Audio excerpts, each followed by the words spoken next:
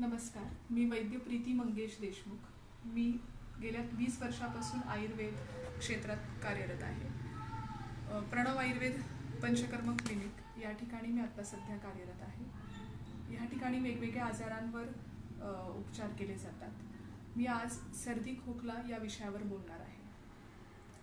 साधारणतः ऑक्टोबर-नोव्हेंबर नंतर, साधारणतः दिवाळीनंतर जी थंडी सुरू होते त्याच्यामध्ये हळूहळू शरीरामध्ये कफ हा साठत राहतो. विशेषतः ज्यांची कफ प्रकृती असते किंवा ज्यांचं वारंवार दुधाशी निगडीत पदार्थ, त्यानंतर तेलकट पदार्थ, दही, लोणचं, पापड किंवा आंबट, तेलकट, तळलेले असे जे पदार्थ असतात, तर हळूहळू त्यांनी कफ हा शरीरात साठत राहतो.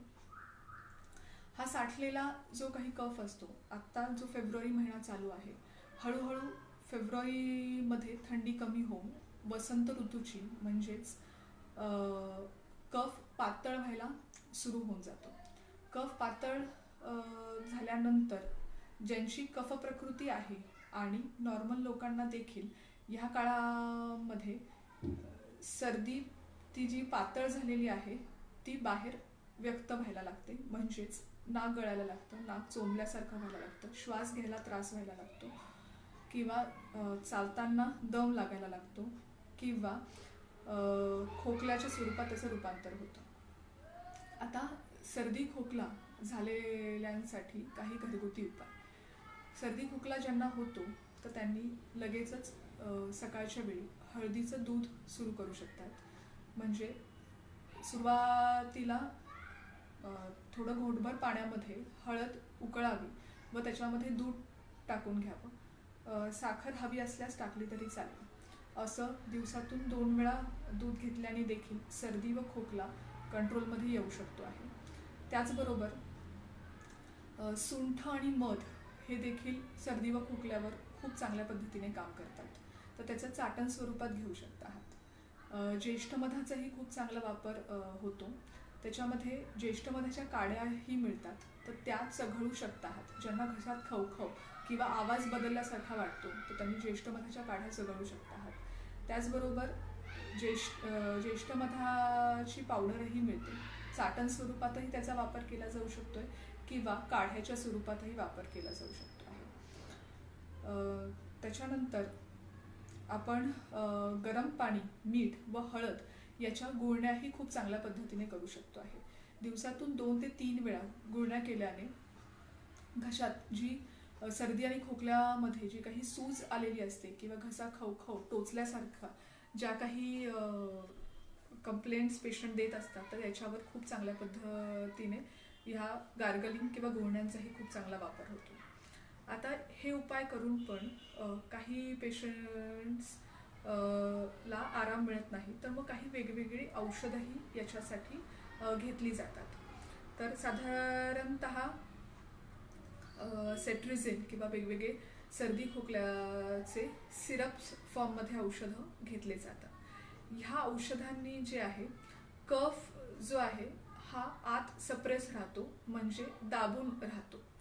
टेम्पररी पेशंटला रिलीफ मिळाल्यासारखे वाटते, पण काही कालावधीने तो जो कफ आत साठून राहिलेला असतो पुन्हा सर्दीच्या स्वरूपात बाहेर व्यक्त होतो आणि मग पुन्हा पेशंटला सर्दीची लक्षणं निर्माण होतात. आता वेगवेगळे आयुर्वेद औषधही याच्यासाठी उपलब्ध आहेत. पेशंटच्या प्रकृतीनुसार वेगवेगळे औषधं दिले जातात. आता ज्यांना औषधं घेऊनही आणि पथ्य व्यवस्थित न पाळल्यामुळे वारंवार ज्यांना सर्दी आणि खोकला होत राहतो, तशा पेशंट्सला आपण वमन नावाचं एक कर्म देखील पंचकर्मापैकी सुचवतो. पंचकर्मामध्ये 5 कर्म येतात. त्याच्यापैकी पहिलं कर्म आहे वमन, दुसरं विरेचन, तिसरं वस्ती, चौथं रक्तमोक्षण आणि 5वं नस्य.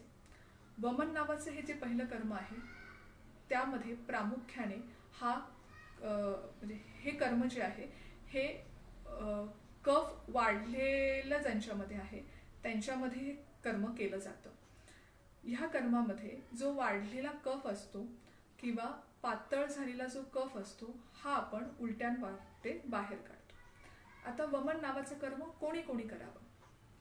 ज्यांच्यामध्ये वारंवार सर्दी आणि खोकलाचा त्रास आहे, ज्यांना ऋतूमध्ये बदल झाला की लगेचच दम्यासारखी लक्षणं निर्माण होतात, ज्यांना उलटी, मळमळ, पित्ताचा त्रास आहे, डोकं दुखण्याचा त्रास आहे, अपचनाचा त्रास आहे, किंवा बाळासाठी पूर्वनियोजन करायचं आहे, किंवा सुदृढ आणि निरोगी राहायचं आहे, त्यांना साधारणतः आपण वमन नावाचं हे जे कर्म आहे हे फेब्रुवारी आणि मार्च महिन्यामध्ये सुचवतो.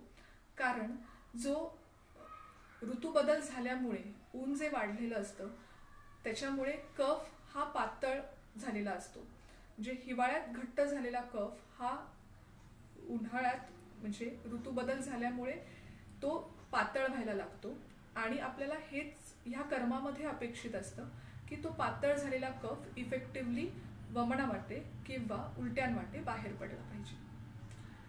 तर साधारणतः फेब्रुवारी मार्च मध्ये हे जे कर्म केलं जातं तर याची आता आपण प्रक्रिया बघूया. साधारणतः हे कर्म पूर्वनियोजित असतं.